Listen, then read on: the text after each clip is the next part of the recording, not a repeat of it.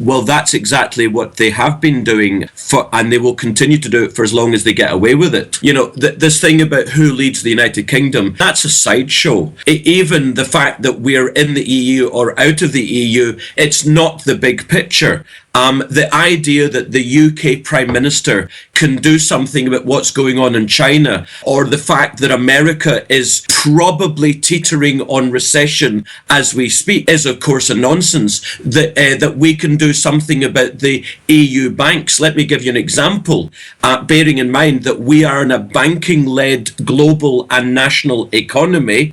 Deutsche Bank, for example, the largest bank in Europe, its share price today is at the lows of 2008, at the peak of the banking crisis, and that is very similar right across the Eurozone.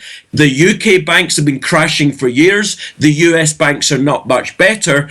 And I'm telling you and your listeners, a debt-fueled society and economy is probably doing well when the banks are doing well, but it's pretty obvious the economy is not doing well when the banks are not doing well, and they're not just not doing well, the banks are collapsing as we speak. I wouldn't be surprised, one last point, I wouldn't be surprised if within 6 or 9 months we see a Lehman's type moment. Are you saying then that all of this instability in the markets has nothing to do with Brexit?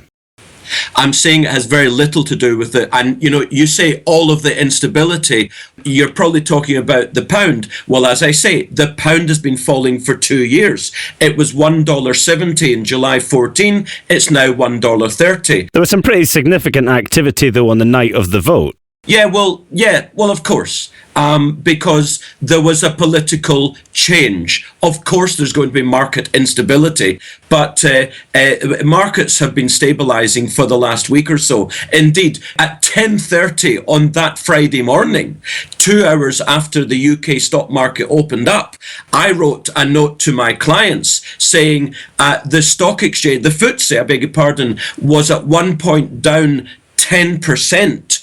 Overnight.